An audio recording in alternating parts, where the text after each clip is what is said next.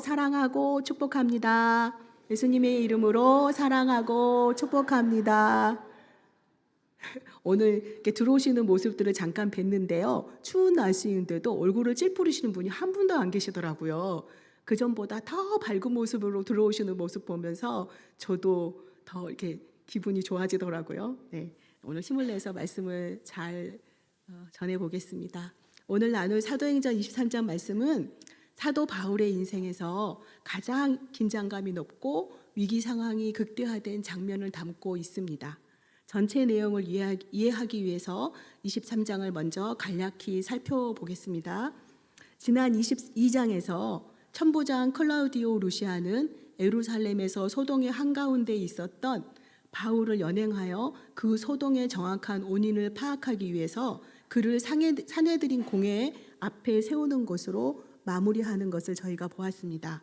오늘 1절에서 10절까지의 내용은 바울 자신이 바리새인임을 밝히면서 죽은 자의 부활 때문에 신분을 받는 것이라고 선언하는 것으로 시작합니다. 이 선언으로 오래된 논쟁거리였던 부활 교리를 두고 바리새파와 사두개파가 격렬하게 충돌하면서 공회는 순식간에 아수라장이 되고 맙니다. 천부장은 바울이 폭도들 가운데서 위험에 처할 것을 우려하여 그를 군중으로부터 즉시 구출해 영내에 안전하게 보호하도록 조치하는 내용이 1절부터 10절까지의 내용이자면, 이어지는 9절 11절은 회의가 열렸던 그날 밤 주님께서 직접 바울 곁에 서서 말씀하시는 구절입니다. 비록 한 구절이지만 저는 이 말씀이 23장의 중심이자 바울의 사명을 재확인시켜주며 앞으로의 바울의 여정을 결정짓는 선언이라고 생각합니다. 이 말씀은 뒤에서 더 자세하게 살펴보도록 하겠습니다. 마지막 12절에서 35절까지의 말씀은 유대인의 광적인 암살 음모와 그에 대비되는 로마 당국의 철저한 보호가 대조적으로 나타나는 본문입니다. 40명이 넘는 유대인들이 바울을 죽이기 전에는 먹지도 마시지도 않겠다고 결의하며 음모를 꾸밉니다. 그러나 하나님은 이 결의를 무력하게 만드십니다. 오히려 바울은 로마 군대의 삼엄한 호의를 받으면서 예루살렘을 떠나 가이사라로 안전하게 이동하게 되지요. 이처럼 사도행전 23장은 여러 사건이 복잡하게 얽혀 있는 것처럼 보이지만 이 모든 흐름을 하나로 묶는 중심은 바로 11절에 주님이 주신 한 말씀입니다. 바로 그 말씀 때문에 바울은 죽지 않았고 혼란스러운 공회에서도 보호를 받았으며 암살 음모 속에서도 안전하게 가이사라로 이동하게 됩니다.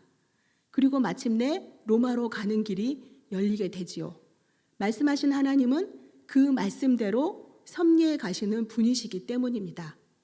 오늘 말씀 제목, 말씀대로 섭리해 가시는 하나님이 어떻게 우리의 삶을 인도하시고 역사하시는지 말씀을 통해서 구체적으로 살펴보도록 하겠습니다. 첫째, 혼란과 위기 속에서도 흔들리지 않는 하나님의 섭리입니다. 사도행전 23장은 한 편의 드라마처럼 숨 돌릴 틈 없이 전개됩니다. 어떤 장은 하나의 주제가 길게 이어지지만 이 장은 사건과 위기가 반전이 끊임없이 반복되는 장면입니다. 공회 앞의 재판, 종교 지도자들의 폭력, 바리새인 사두개인 간의 싸움, 바울을 향한 분노, 암살단의 결의, 청년 조카의 용기, 로마 군대의 호의, 가이사랴 총독에게 긴급하게 이송되는 상황까지 순식간에 사도행전 전체에서도 가장 복잡한 사건들이 이 한 장에서 이어지고 있습니다. 그러나 바로 그 복잡함의 한복판에서 하나님의 계획은 바울의 인생을 흔들림 없이 이끌어가고 계십니다. 바울의 사명을 성취해 가시는 하나님의 섭리는 혼란도 위기도 사람들의 악한 계획도 막을 수 없었습니다. 사람의 계획은 흔들리지만 하나님의 계획은 흔들리지 않기 때문입니다. 천부장은 바울을 공회 앞에 세워 사건의 진상을 확인하려 합니다. 사도행전 23장 1절에서 2절 말씀 함께 읽겠습니다. 시작. 바울이 공회를 주목하여 이르되 여러분 형제들아 오늘까지 나는 범사의 양심을 따라 하나님을 섬겼노라 하거늘 대제사장 아나니아가 바울 곁에 서 있는데 그 입을 치라 명하니. 아멘. 바울은 나는 오늘까지 범사의 선한 양심으로 하나님을 섬겼다고 말하지만 돌아오는 반응은 은혜가 아니라 폭력적인 분노였습니다. 종교 지도자들은 불의했고 재판은 공정하지 않았고 진실은 사라지고 감정과 오해만 난무했지요. 사람들은 자기 유익을 따라 판단했고 그들의 결정 과정에는 하나님이 없었습니다. 그러나 그들의 혼란과 불의 속에서도 하나님의 손길은 분명히 일하고 있었습니다. 6절에서 바울은 공회 안에 있는 바리새인과 사두개인의 정반대의 신학과 신앙 체계를 아주 지혜롭게 언급합니다. 바울은 자신이 바리새인이며 죽은 자의 부활 때문에 신문받고 있다고 말합니다. 이 말 한마디로 공회는 즉시 분열되기 시작합니다. 바리새인은 부활 천사 영을 믿고 있었고 사두개인은 부활도 천사도 영도 없다고 주장하는 사람들이었습니다. 바울이 이 차이를 정확하게 짚어 말하자 공회는 순식간에 큰 분쟁으로 무너집니다. 그 혼란은 결국 천부장이 바울을 더 이상 그 속에 둘 수 없다는 판단으로 이어지게 됩니다. 사도행전 23장 10절 말씀을 함께 읽겠습니다. 네, 제가 읽겠습니다. 같이 읽겠습니다. 시작. 큰 분쟁이 생기니 천부장은 바울이 그들에게 찢겨질까 하여 군인을 명하여 내려가 무리 가운데서 빼앗아 가지고 영내로 들어가라 하니라. 아멘. 이것은 단순히 바울의 지혜나 재치가 아닙니다. 하나님이 상황을 뒤집어 바울을 보호하신 섭리의 손길입니다. 바울이 계획한 것도 예상한 것도 아닙니다. 심지어 바울이 그렇게 해달라고 그렇게 될 것이라고 계산한 것도 아닙니다. 그러나 상황을 뛰어넘어 하나님의 계획은 정확하게 작동하고 있습니다.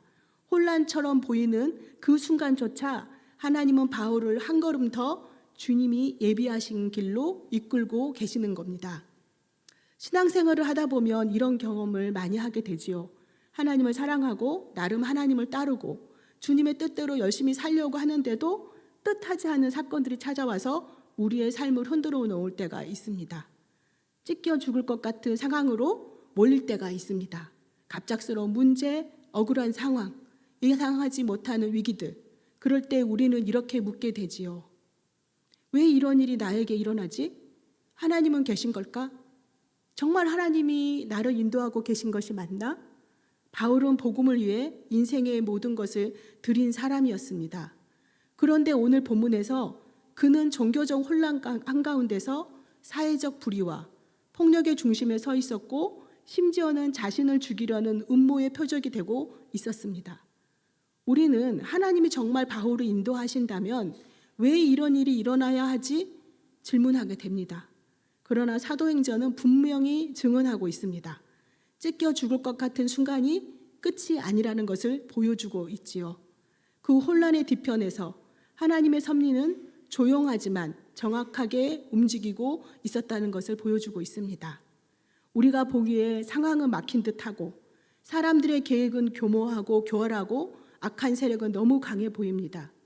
그러나 그 모든 것 위에 인간의 계산과 음모를 뛰어넘어 하나님의 손이 역사하고 계신다는 것을 믿으시기 바랍니다. 문이 닫힌 것 같아도 길이 끊어진 것 같아도 우리는 보지 못하는 또 다른 문을 예비하시는 분이 하나님이십니다. 바울처럼 지금 하나님은 우리를 위해 길을 내시고 계십니다. 사랑하는 여러분, 혼란과 위기의 순간에도 흔들리지 않는 하나님의 섭리를 굳게 믿으시기를 바랍니다. 둘째, 하나님은 말씀으로 역사하십니다. 23장 11절은 이렇게 말합니다. 다 같이 읽겠습니다. 시작. 그날 밤에 주께서 바울 곁에 서서 이르시되 담대하라, 내가 예루살렘에서 나의 일을 증언한 것 같이 로마에서도 증언하여야 하리라 하시니라. 아멘. 여기서 우리가 반드시 붙들어야 할 중요한 메시지가 있습니다. 첫 번째 메시지는 하나님은 우리 인생의 어두운 시간에 찾아오신다는 것입니다. 본문은 그날 밤에라고 시작합니다. 낮이 아닙니다. 많은 사람 앞에서가 아닙니다. 그날 밤 바울은 지쳐 있었고 마음은 흔들리고 앞날은 보이지 않고 두려움은 밀려오고 그저 하나님만 바라볼 수밖에 없는 그 장소와 시간에 주님이 바울 곁에 서 계셨습니다. 여러분, 우리의 그날 밤은 언제입니까? 주님을 만난 그 시간은 언제이셨습니까? 깊은 절망의 밤, 오랜 기도가 응답되지 않는 밤, 아픔과 억울함으로 잠 못 이루며 주님을 찾는 밤, 미래가 보이지 않고 어디로 가야 할지 모르는 그 밤이 바로 주님이 가장 가까이 오시는 시간입니다. 자, 또 다른 메시지는 하나님은 말씀으로 우리의 마음을 붙들어 주십니다. 주님은 바울에게 어떤 방식으로 힘을 주셨습니까? 기적이나 천사나 환상이 아니었습니다. 주님은 말씀으로 나타나셨습니다. 두려워하지 말라. 이 짧은 한마디가 바울의 심장을 붙잡아 주었습니다. 그때의 두려워 떨며 불안함으로 요동치던 심장은 제 속도를 찾고 평안을 찾았습니다. 왜냐하면 하나님의 말씀은 상황보다 강하고 사람보다 크고 현실보다 앞서 있기 때문입니다. 사람의 말은 우리를 흔듭니다. 하나님의 말씀은 우리에게 평안을 주십니다. 두려움은 상황에서 오지만 담대함은 말씀에서 온다는 것을 기억하시기 바랍니다. 에레미야 29장 11절 말씀 함께 읽겠습니다. 시작. 여호와의 말씀이니라. 너희를 향한 나의 생각을 내가 아나니 평안이요 재앙이 아니니라. 너희에게 미래와 희망을 주는 것이니라. 아멘. 한 번만 더 읽었으면 좋겠습니다. 하나님의 마음이 어떤 것인지를 생각하시면서 한 번만 더 읽겠습니다. 시작. 여호와의 말씀이니라. 너희를 향한 나의 생각을 내가 아나니 평안이요 재앙이 아니니라. 너희에게 미래와 희망을 주는 것이니라. 아멘. 또한 하나님은 말씀으로 미래를 열어주시고 사명을 깨닫게 하십니다. 주님은 바울에게 이렇게 이어 말씀하십니다. 내가 로마에서도 증언하여야 하리라. 여기서 우리는 중요한 사실을 발견합니다. 바울의 미래를 결정한 것은 상황이 아니라 주님의 말씀이셨다는 것을요. 유대인들의 계획이 바울의 미래를 정한 것이 아닙니다. 암살자들의 음모가 바울의 생명을 결정하지 못했습니다. 오직 하나, 하나님의 약속만이 바울의 미래를 결정했습니다. 그래서 바울은 아직 죽지 않습니다. 왜냐하면 하나님이 로마에서도 하여야 할 것이라고 말씀하셨기 때문입니다.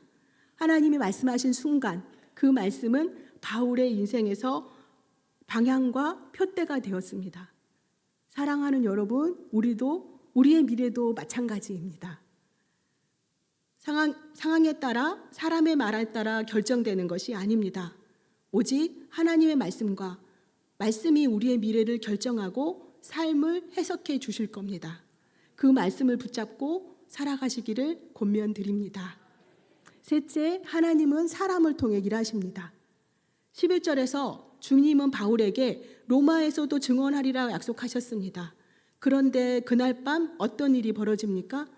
바울을 죽이기 위한 음모가 즉시 조성됩니다. 무려 40명이나 되는 사람들이 금식하면서 바울을 죽이기로 맹세합니다. 사도행전 23장 12절부터 15절 말씀 함께 읽겠습니다. 시작. 나리샘에 유대인들이 당을 지어 맹세하되 바울을 죽이기 전에는 먹지도 아니하고 마시지도 아니하겠다 하고 이같이 동맹한 자가 40여 명이더라. 대제사장들과 장로들에게 가서 말하되 우리가 바울을 죽이기 전에는 아무것도 먹지 않기로 굳게 맹세하였으니 그의 사실을 더 자세히 물어보려는 척하면서 공회와 함께 천부장에게 청하여 바울을 너희에게로 데리고 내려오게 하라. 우리는 그가 가까이 오기 전에 죽이기로 준비하였노라 하더니 아멘. 앞에서 읽지 않았기 때문에 길게 써봤습니다. 그런데 이 거대한 암살 음모는 전혀 예상하지 못한 사람 바울의 조카를 통해서 드러나게 됩니다. 그리고 하나님은 로마군 470명, 당시 예루살렘 최고의 전투력을 동원해서 바울을 가이사라로 안전하게 옮기십니다. 사도행전 23장 22절 24절 말씀 함께 읽겠습니다. 시작. 이에 천부장이 청년을 보내며 경계하되 이 일을 내게 알렸다고 아무에게도 이르지 말라 하고 백부장 둘을 불러 이르되 밤 제3시에 가이사랴까지 갈 보병 200명과 기병 70명과 창병 200명을 준비하라 하고 또 바울을 태워 총독 벨리스에게로 무사히 보내기 위하여 짐승을 준비하라 명하며 아멘. 여기서 우리가 반드시 붙들어야 할 진리가 있습니다. 바울이 살아남는 이유는 조카가 운 좋게 들었기 때문도 아니고 천부장 루시아가 선량했기 때문도 아닙니다. 바울이 살아남은 이유는 단 하나입니다. 하나님이 약속하신 말씀을 이루시기 위해 사람을 사용하셨다는 것입니다. 음모를 꾸미는 그 자리에서 바울의 조카를 때마침 있게 하신 하나님, 이방인 로마 천부장 루시아를 때맞춰 예루살렘에 있게 하신 하나님, 군인 1000명을 이끄는 천부장은 바로 바울 한 사람을 위해서 중무장한 보병 200명, 말을 탄 기병 70명, 긴 창을 가진 창병 200명이라는 당시 로마의 정예 전력을 아낌없이 동원하게 만드십니다. 그야말로 작은 군단 전체가 한 사람을 위하여 움직이게 하신 겁니다.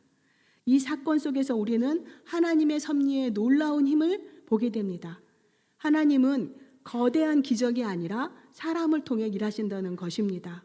우연처럼 보이는 시간, 평범한 사람들, 작고 큰 사건들을 사용하셔서 당신의 뜻을 이루어가고 계십니다. 그러므로 우리는 자문해 보아야 합니다. 나는 하나님이 사용하시는 통로로 살아가는가? 혹시 누군가도 죽고 나도 죽고 그렇게 만드는 분노와 분열과 음모의 마음을 빼앗기며 살고 있지는 않는가? 내 삶이 너무 초라하다고 아무도 알아주지 않는다며 불평과 남을 향한 판단과 정죄만 하며 살고 있지는 않으신가요? 어느 선교사님의 말이 생각납니다. 하나님의 뜻은 분명한 것과 보이지 않는 것이 있답니다. 우리가 그런데 우리가 분명히 알고 있는 뜻은 성경이 말씀하시는 쉬지 말고 기도하라, 범사에 감사하라, 항상 기뻐하라입니다. 그런데 이것조차 행하지 않으면서 우리는 자꾸 하나님께 더 깊은 뜻을 보여달라고 말한다는 것입니다. 맞습니다. 감사하지도 않고 불평으로 가득하고 기뻐하지 않는 마음으로는 하나님이 이미 우리에게 주신 뜻도 보지 못할 것입니다. 그러므로 오늘 우리는 하나님께 이렇게 기도하길 원합니다. 함께 읽어보실까요? 시작. 주님, 평범하지만 저를 사용해 주세요. 하나님 나라와 그 일을 위한 통로가 되게 해주세요. 이렇게 기도하셨으면 좋겠습니다. 누군가의 도움을 받는 인생이기 전에 내가 누군가에게 하나님의 도구가 되기를 사모하셨으면 좋겠습니다. 이렇게 하나님은 바울을 사용하셔서 사도행전 전체의 목적이자 지상 대명령인 사도행전 1장 8절을 이루어가고 계십니다. 다시 한번 사도행전 1장 8절 말씀 읽어보겠습니다. 시작. 오직 성령이 너희에게 임하시면 너희가 권능을 받고 예루살렘과 온 유대와 사마리아와 땅끝까지 이르러 내 증인이 되리라 하시니라. 아멘. 하나님은 복음이 예루살렘에서 시작하여 땅끝까지 확장되도록 사람을 통해서 세밀하게 설계하시고 섭리해 가십니다. 그 섭리의 한복판에 바울을 두셨고 오늘 또 그 섭리는 우리를 통해 계속되고 있습니다. 그리고 그 섭리의 완성은 육신을 입고 이 땅에 오신 예수 그리스도로 완성되었습니다. 예수님이 바로 하나님의 구원의 계획의 중심이시며 모든 선교와 모든 증거의 이유와 목적이 되십니다. 많은 성도님이 부모님의 육신의 질환과 혹시라도 주님을 만나지 못한 채 이 땅의 삶을 마치게 되실까 염려하며 마음 아파하고 슬퍼하는 모습을 보게 됩니다. 말씀 없이 살아가는 남편과 아내 때문에, 믿음의 길을 떠난 자녀 때문에 애통해 합니다. 사랑하는 성도 여러분, 이 마음이 바로 우리에게 부어주신 하나님의 마음입니다. 바울을 로마까지 보내서 복음이 땅끝까지 전해지게 하신 하나님이, 그 하나님이 오늘 우리 가정과 우리의 사랑하는 사람들에게도 복음이 전해지기를 원하십니다. 우리를 사용하기 원하십니다. 하나님은 우리가 보지 못하는 방식으로 사람을 준비시키시고 상황을 움직이시고 마음을 여시는 분이십니다. 바울을 조카를 통해 살리시고 이방 천부장 루시아를 통해 보호하시고 로마 군대를 통해서 그 길을 열어주셨던 하나님이 오늘 또 동일하게 우리의 사랑하는 영혼들을 위해 우리를 통해 일하고 계심을 믿으시기를 바랍니다. 오늘 우리의 기도가, 우리의 눈물과 탄식이, 우리의 작은 섬김이 하나님의 섭리와 만나게 될 것입니다. 우리는 할 수 없지만 하나님은 하실 수 있습니다. 우리는 보지 못했지만 하나님은 일하고 계십니다. 그러므로 낙심하지 말고 포기하지 말고 기도의 통로로 복음의 통로로 살아내시기를 바랍니다. 그리고 무엇보다 매일 말씀을 의지하며 살아가시기를 바랍니다. 시편 119편 105절 말씀 다 같이 읽겠습니다. 시작. 주의 말씀은 내 발의 등이요 내 길의 빛이니이다. 아멘. 여기서 등은 멀리까지 밝히는 햇불이 아닙니다. 그림에서 보여지는 것처럼 바로 지금 내딛는 한 걸음을 밝혀주는 등이고, 빛은 단순한 밝음이 아니라 혼돈에서 질서를 세우는 능력과 생명이 있는 빛을 의미합니다. 하나님의 말씀이 내가 지금 딛고 있는 현실의 자리, 곧 발 앞을 밝히시고 넓은 길이 아니라 흔적이 없는 좁은 개인의 인생길을 비추시고 있다는 것입니다. 살다 보면 앞이 보이지 않을 때가 있습니다. 가정의 문제도 자녀의 영적 상태도 내 삶의 다음 걸음도 어둡게만 느껴질 때가 있습니다. 그러나 하나님은 우리에게 한 번에 멀리 보여주는 큰 빛이 아니라 지금 딛고 있는 작은 발걸음, 그 한 걸음을 비춰주시는 등불을 우리에게 주셨습니다. 그것이 바로 말씀입니다. 말씀은 우리의 문제를 단번에 해결해주는 해돋이가 아니라 오늘을 넘어지지 않도록, 오늘을 흔들리지 않고 살아내도록 비춰주는 등불이 됩니다. 그 말씀을 따라 한 걸음씩 걸어가다 보면 우리가 보지 못했던 하나님의 섭리와 예비하심, 구원하심이 선명하게 드러날 것을 믿습니다. 그 말씀이 여러분의 삶 속에서 생명으로 역사하고 길을 여는 능력이 되기를 소망합니다. 사랑하는 여러분, 한 해의 끝자락에서 다시금 기대함으로 말씀 앞에 서시길 바랍니다. 그리하여 말씀대로 섬기하시는 하나님을 경험하시고 여러분들이 하나님이